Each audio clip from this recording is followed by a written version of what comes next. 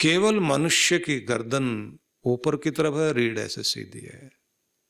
अपना कमाओ, अपना खाओ, सिर उठाकर जियो। क्योंकि हम लोग उभय योनि हैं।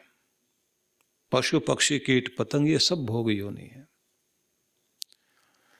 तो विषय न बदले, आपको फिर वहीं लेकर चलता हूं कि कर्तव्य की दीक्षा गीता के द्वारा मिलती है और समत्व की शिक्षा मिलती है। संतुलन कैसे बनाना जीवन में। और कमाल तो यह है कि जो सच्चा ज्ञान है वह आपको गीता के द्वारा मिलता है। कबीर जब कहते हैं ना, 2.5 आखर प्रेम का पढ़े सो पंडित होए, कि तुम अगर बहुत बड़े ज्ञानी हो और अगर तुम्हारे अंदर घृणा और दूसरों को ठगने की और दूसरों को चोट पहुंचाने की भावना है, तो इसका मतलब अभी ज्ञान आया नहीं। ज्ञान तो तब माना जाएगा जब आपके अंदर प्रेम उतर आए। तुम मनुष्य मात्र के लिए, प्राणी मात्र के लिए कल्याण की कामना करते हो, सबके प्रति प्रेम रखते हो, पक्षपात किसी के साथ नहीं रखते हो, बस वहां से कल्याण होता। और गीता की जहां से शुरुआत हुई, वहां एक व्यक्ति की जिज्ञासा से गीता की शुरुआत हुई है। और वो जो व्यक्ति हैं वो है धृतराष्ट्र। धृतराष्ट्र वह व्यक्ति है जो पक्षपाती है, जिसने यही कहा कि मेरे और पांडु पुत्रों ने क्या किया, संजय मुझे बताओ। अब जिस भाई को मरते हुए भाई ने अपने बच्चे सौंपे हों और ये कहा हो, मैं अपना राज्य मुकुट तुम्हारे सिर पर रख रहा हूं भाई, मेरे बच्चे छोटे हैं, बड़े हो जाएंगे तो ये मुकुट फिर उनके सिर पर, बड़े वाले बच्चे के सिर पर, जो योग्य हो उसके सिर पर रख देना, और तब तक इसके गार्जियन बनकर, संरक्षक बनकर के आप रहना। और भाई ने कह भी दिया कि हाँ मैं वचन देता हूं, मैं निभाऊंगा। लेकिन मुकुट सिर पर आते ही और उसके बच्चे बड़े होते होते उसको लगने लगा कि ये तो मेरा ही है, मैं किसी को क्यों दूं। और फिर जब आदमी कोई एक विचार मन में रख लेता है, फिर उसके अनुसार फिर वो तर्क खोजता है, अपने आप को सही सिद्ध करने के लिए तर्क खोजता है। तो धृतराष्ट्र ने भी तर्क खोजना शुरू कर दिया। उसने कहा कि मैं बड़ा भाई हूं और बड़े भाई को राजगद्दी मिला करती है, मुझे इसलिए राजगद्दी नहीं मिली क्योंकि मैं अंधा था, मेरे से छोटे वाले भाई को राजगद्दी दे दी गई थी, और छोटे भाई ने जो संयोग से मेरे पास में राजगद्दी दे दी, तो ये तो थी मेरी, तो इसलिए मेरे पास आ गई, अब मैं किसी को क्यों दूं। अब मेरा तेरा जहां आ गया। एक उपनिषद में यही 2 शब्द कहे गए जो बड़े अद्भुत हैं, कि 2 ही चीजों में, 2 में मौत को रख दिया और 3 में अमृत को रख दिया। द्वयक्षरस्तु भवेन मृत्यु, 2 अक्षरों में मृत्यु को रख दिया गया और 3 में अमृत रख दिया गया। क्या वो 3 क्या है कि जब तुम कहते हो न ममा, मेरा नहीं है, यहां तो अमृत है, और जहां मम मम मम, मेरा मेरा मेरा मेरा बस कहा गया, वहां मौत आकर के पकड़ लेती और कहती है सब चीजें छुड़ाऊंगी तुझसे, और बार बार इसी दुनिया में गिराऊंगी, और फिर इन चीजों को तुम्हें दूंगी और फिर छुड़ा लूंगी, बार बार मारूंगी तुम्हें, क्योंकि तुमने सिर्फ मेरा मेरा कहना सीखा। जिस दिन तुम ये कहोगे न मम न मम न मम, असनम में वसनम में जाया में बंधु वर्गश्च में, इति में कुर्वाणा, जो कहता है ये मेरे बंधु हैं, ये मेरे वस्त्र है, ये मेरा मकान है, ये मैं हूं, ये मेरा, मैं, तो कहते हैं मैं करने वाला एक प्राणी होता है। इति में कुर्वाणा, ऐसा मैं करने वाला एक प्राणी है। कौन? बकरी। कालो हंति ब्रुकोइव, जैसे एक भेड़िया बकरी को उठा के ले जाता, ऐसा काल आता है चलकर। और कमाल की बात यह है कि किसी और को हमारे बारे में पता हो ना हो, घर वालों को नहीं पता ये कहां बैठा हुआ, मौत को पता है। फौज के पहरे में बैठा हुआ आदमी वहीं से उठाकर लेकर जाएगी मौत। सिकंदर मरा, दुनिया को जीतने की चाह लेकर आया था और हिंदुस्तान से लौटते लौटते अफगानिस्तान के रास्ते में उसको बहुत तेज बुखार चढ़ा, मृत्यु हो गई और उसकी लाश गई उसके देश में, अलेक्जेंड्रिया में। तो जहां उसको, कहां तो सारी दुनिया की जमीन नाप रहा था बेचारा, तो समझ लीजिए कि वही 2 गज जमीन 6 फुट की भूमि, वही तो इससे आती है ना आदमी के, जो कहते हैं ना 2 गज जमीन के नीचे आदमी की राख मिट्टी चली जाती है। तो उनके यहां क्योंकि वो दफनाने की परंपरा है, तो उस मिट्टी में जाके उसको दबाया गया। लेकिन मरने से पहले उसने ये कह दिया था कि इस बात का ध्यान रखना कि जब मैं मरूं तो कुछ तरह के लोगों को मेरी अर्थी ले जाने के लिए प्रबंध करना। तो कौन कौन लोग होने चाहिए? बोले एक तो बहुत ज्यादा जो धनपति लोग हैं, शहर के जो नामी गिरामी बहुत बड़े धनपति हैं, उनको कहना मेरे अर्थी को कंधा दें। और दूसरा उन्होंने कहा कि उनको बुलाना जो बहुत बड़े भविष्य दृष्टा ज्ञानी लोग हैं, उनको बुलाना। कि तो 2 हो गए, फिर तीसरे बोले वो सेनापति लोग जो कहते हैं हम बैठे ना, कुछ होने ही नहीं देंगे। बोले 3 हो गए, चौथा बोले वो डॉक्टर लोग कहते हैं ऐसी ऐसी दवाइयां मेरे पास में, मुर्दे को खड़ा कर दूं। बस ये 4 लोग होने चाहिए, ये मुझे कंधा दें। और एक काम और कर देना कि दोनों हाथ बाहर निकाल देना। अब मरते हुए व्यक्ति से जिसका शरीर छूट रहा है, आखिरी सांस लेने को तैयार है, तो उसके कमांडर खड़े हुए, वो पूछ रहे हैं ये सब किस लिए भाई? आप भरोसा रखो ठीक हो जाओगे। बोले नहीं, ठीक नहीं होगा। पूछा कि ये सब आप किस लिए करना चाहते हैं? कि मैं ये बताना चाहता हूं कि जो ये कहते थे ना इतना पैसा इकट्ठा कर लूं उसके बाद जीने का मजा आएगा, और कोई मार नहीं सकता मुझे। जिसके पास पैसा उसके पास तो डॉक्टर, इंजीनियर, सेनापति, बढ़िया बढ़िया अंग रक्षक, सारी दुनिया भर के वैद्य, सारी चीजें हो जाती हैं। का उन्हीं के कंधों पर चढ़ के मैं जाऊंगा कि जा रहा है दुनिया से सिकंदर, और उसके पास धन बहुत था, उसका धन उसे बचा नहीं पाया। बढ़िया बढ़िया डॉक्टर थे इसके पास में, लेकिन वो नहीं बचा पाए। उनके कंधों पर ही चढ़ करके सिकंदर दुनिया से जा रहा है। और इसके पास ऐसे ऐसे सेनापति, ऐसे ऐसे महान योद्धा जिनके सामने परिंदा भी पर नहीं मार सकता, उनके बीच से मौत उठाकर लेकर जा रहे, उन्हीं के कंधों पर जा रहा हूं मैं। और वो लोग जो भविष्य वक्ता थे, जो ये बता देते थे कि आने वाले समय को मैं बता सकता हूं, वक्त कैसा जाएगा, वो भी नहीं बता पाए। मैं उनके कंधों पर जा रहा हूं। बोले हाथ क्यों खाली करना चाहते हैं, बाहर की तरफ हाथ क्यों निकलवाना चाह रहे हैं? कि बस इसलिए दुनिया को समझा सकूं कि सारी जिंदगी दुनिया में चीजों को पकड़ने के लिए ताकत लगा दी, लेकिन हाथ में कुछ भी नहीं आया, खाली हाथ जा रहा। यही है जीवन की सच्चाई। और कहते हैं कि जिस समय इसको दफना दिया गया तो सिकंदर की मां रोते रोते 3 दिन हो गए वहां बैठी थी। उसको सब समझाएं और कहें कि वापस चलो, वो जाए नहीं। वो शायरों ने अपने अपने ढंग से जो है बड़ी सारी बातें लिखी।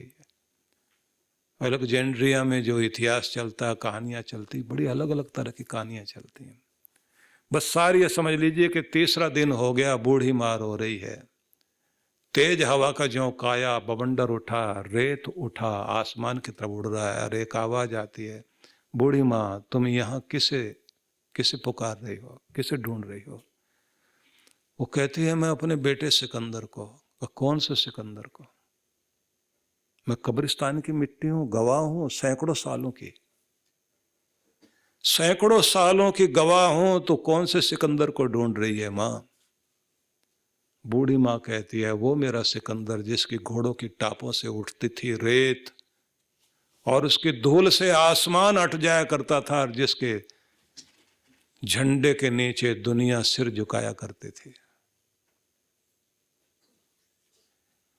जो सारी दुनिया में एक अकेला ही था।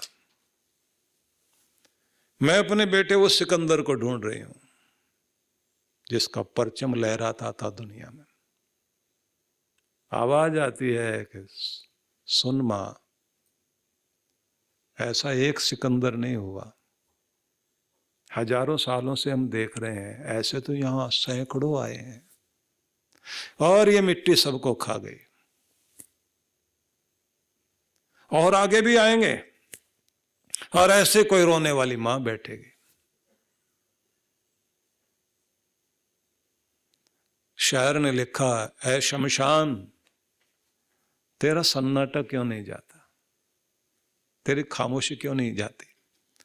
ऐ शमशान तेरा सन्नाटा क्यों नहीं जाता, हम अपनी जान दे दे के तुझे आबाद करते हैं, तू आबाद ही नहीं हो पाती। यही है सच्चाई जीवन की, जिसको समझ में आ जाए वो जाग गया, और जिसको नहीं समझ में आया वो लहरों में खो गया। जीवन की धारा लगातार आगे बढ़ती चली जा रही है, जीवन की यात्रा आगे बढ़ती चली जा रही है। सोचने को फुर्सत नहीं है, हर आदमी अपने आपे में ये सोचता है कि मैं भी एक सिकंदर हूं। और लोग कहते हैं ये मुकद्दर का सिकंदर है, जहां हाथ रख देता है वो चीज इसकी हो जाती है। H.G. वेल्स एक बहुत बड़े विज्ञान कथा लेखक हुए हैं, जिन्होंने लिखा कि कितने लोग दुनिया में आए होंगे और कितने चले गए होंगे। वो कहता है मैं अपना अनुमान लगाता हूं और ये कह सकता हूं कि जो दुनिया जितने टाइम से बनी है उस हिसाब से अगर देखा जाए तो एक व्यक्ति जहां कहीं भी बैठा हुआ है उसके नीचे 10 आदमियों की मिट्टी दबी हुई है, इतने मर चुके हैं। और 11वें तुम हो और 12वां तुम्हारे ऊपर बैठने के लिए वहां से चला हुआ है, पता नहीं कब आ जाए और तुम जो है नीचे चले जाओ। कि ये है सच्चाई। हम भी गुस्ताखी करेंगे जिंदगी में एक बार, हम भी गुस्ताखी करेंगे जिंदगी में एक बार, दोस्त सब पैदल चलेंगे और हम कंधों पे सवार। न जाने किसको कौन छोड़ने जाएगा और किसके कंधों पर कौन होगा, लेकिन किसी दिन देख लेना तुझे ऐसी नींद आएगी, तू सोया जग न पाएगा और तुझे दुनिया जगाएगी। आवाज देंगे उठो तो सही, एक बार बोलो तो सही। यहां से यात्रा शुरू हुई, लेकिन आप जरा सोच के देखिए, धृतराष्ट्र एक ऐसा व्यक्ति है देना ही नहीं चाहता है। ये मम मम कहने से ही मृत्यु है, और मौत सबको छीन लेती है, बार बार मारती है, फिर दुनिया में लेकर आती है। और कहते हैं जैसे तुम कहोगे, ना मम मेरा नहीं है, तेरा ही है।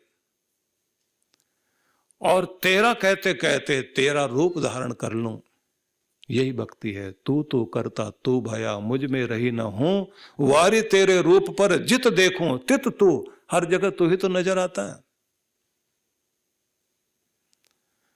इसलिए श्री कृष्ण गीता की शुरुआत जहां से करते हैं, पहला शब्द धर्म है और आखिरी शब्द जो है मम है, मेरा धर्म, मेरा कर्तव्य क्या है, यही समझाया गया है। अगर आप अपनी जिंदगी का फर्ज समझना चाहते हैं तो गीता को पढ़िए। और जिस व्यक्ति के अंधे धृतराष्ट्र, मोहग्रस्त धृतराष्ट्र की जिज्ञासा से गीता शुरू होती है, उस व्यक्ति की समस्या वही थी, पक्षपात कर रहा है, आंखें ना होना एक दुर्भाग्य हो सकता है, लेकिन अंदर की आंखें जिनकी हैं, सूरदास के पास अंत प्रज्ञा थी, स्वामी विरजानंद के पास में अंत प्रज्ञा थी। एक और ऋषि हुए जिन्होंने भारत को एक बहुत बड़ा दर्शन दिया, उनको भी कहते हैं आंखें नहीं थी, लेकिन इस सारी दुनिया को देखने की एक दृष्टि दे दी उन्होंने। शुक्राचार्य के पास एक ही आंख थी, लेकिन एक आंख वाले भी जो है देवता घबराए रहते थे कि असुरों के गुरु एकाक्षी होने के बाद भी जो उनके पास में अंतर्दृष्टि है, मुर्दा को फिर से खड़ा कर ले ऐसी संजीवनी शक्ति थी उनके पास में। बहुत सारे लोग बाहर से अपंग हैं, लेकिन अंदर से अपंग नहीं है, सर्वांग हैं वो, और वो सर्वांगीण उन्नति भी करते हैं। जो आदमी अंदर से मानसिक रूप से अपंग है वो नहीं उठ पाएगा। और गीता आपको यहीं से शुरुआत करती है कि आपके अंदर की अपंगता को, आपके अंदर की अपूर्णता को पूर्णता की तरफ ले जाने का रास्ता देती है। इसलिए विषाद से प्रसाद की यात्रा गीता है, और कायरता को वीरता में बदलने का नाम गीता है। मरण धर्मा को अमृत का संदेश देने का नाम गीता है, और भागने वाले को जागने का संदेश देने का नाम गीता है। अद्भुत ग्रंथ है ये।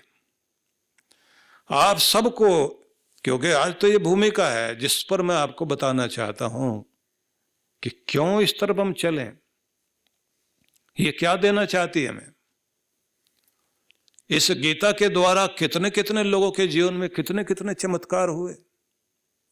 एक बहुत बड़ा सिद्धांत गीता का है जो बहुत ही अद्भुत है, जिसने पूरे संसार को एक अलग रूप दे दिया। भारत की दृष्टि ही उसमें एकदम अलग है, जहां यह कहा जाता है कि मरता क्या है और क्या नहीं मरता। तो कहा गया है कि तुम्हारा शरीर एक वस्त्र की तरह है। वासांसि जीर्णानि यथा विहाय नवीनानि गृह्णाति नरो पराणि। पुराने वस्त्र जैसे त्याग करके तुम नए ग्रहण कर लेते हो और पुराने की तरफ मुड़ के देखते भी नहीं हो, बस ऐसे तो आत्मा भी करती है। ये छोड़ दिया पुराना चोला तो पीछे मुड़ के देखेगी भी नहीं कि ये वाला मैंने पहन रखा था, वो नया पहन के खुश हो जाती है।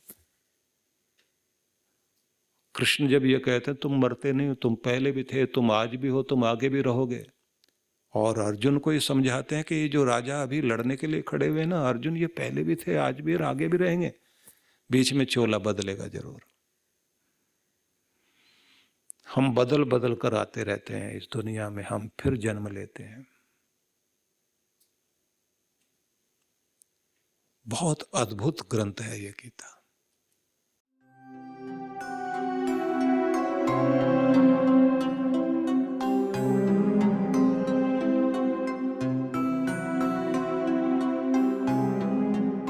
सभी मंत्र दीक्षा लेने वाले प्रेमी भक्तों के लिए, गुरु भक्तों के लिए मैं यह आवश्यक सूचना आप लोगों को देना चाहता हूँ। गुरु पूर्णिमा का पावन अवसर है। आप सभी अपने जीवन में जिन जिन भी प्रकार की परेशानियों से, दुख से, दिक्कतों से, संकट से गुजरे होंगे, यह आपका सौभाग्य बनते हुए, सफलता बनते हुए रुकी होगी। कहीं ना कहीं कोई ना कोई नियम में उल्लंघन जरूर हुआ है, कहीं कृपा की कमी रह गई है, पितरों के आशीर्वाद की कमी रहेगी, देवताओं के आशीर्वाद की कमी रहेगी। प्रभु कृपा से हम कहीं ना कहीं वंचित रह गए। फिर से हमें एक बार क्षमा याचना करने के साथ साथ दोबारा अपने आप को परमात्मा से जोड़ने की आवश्यकता है, अपनी मंत्र शक्ति को जगाने की आवश्यकता है। मुझे जो इन दिनों साधना में बैठ कर के अनुभूति हुई है, उसके आधार पर ही मुझे ये निर्देश मिला कि मैं आपको ये विधि सिखाऊं, फिर से आपको जागृत करूं। इसलिए मैं आमंत्रण करता हूं आप सभी को, गुरु पूर्णिमा के अवसर पर ये जो कुछ ही दिन की तो योजना है, 1-1 घंटे का समय आप हर दिन मुझे देंगे, और उसका परिणाम ये होगा कि आपके जीवन में एक बहुत बड़ा रूपांतरण घटेगा, जिस पर आप देखोगे एक सुरक्षा कवच आपकी ज़िंदगी के साथ जुड़ जाएगा। आप अपने आप को पहले से बेहतर अनुभव करोगे। बस समय निकालिए संकल्प के साथ, और गुरु अगर किसी बात के लिए आपको आग्रह कर रहे हैं तो फिर इस बात को ये समझ लेना चाहिए कि फिर ना लापरवाही और ना बहाना। हम लोग ऑनलाइन घर बैठे इस अनुष्ठान को पूरा कर सकते हैं, इसलिए निवेदन है आप सभी इसके लिए तैयारी कर लीजिए, क्योंकि इसमें शक्तिपात भी होना है। आपके समस्त चक्रों के ऊपर शक्ति और आपके मंत्र को फिर से जागृत करना और आप पर प्रभु की कृपा और बन सके, इस निमंत्रण को स्वीकार कीजिए। और ये मेरा आग्रह है, ये मेरी जिद है आपके लिए कि आपने इसके लिए तैयारी करनी है और सबने बैठना है। मेरी बहुत बहुत शुभकामना आप सबके लिए।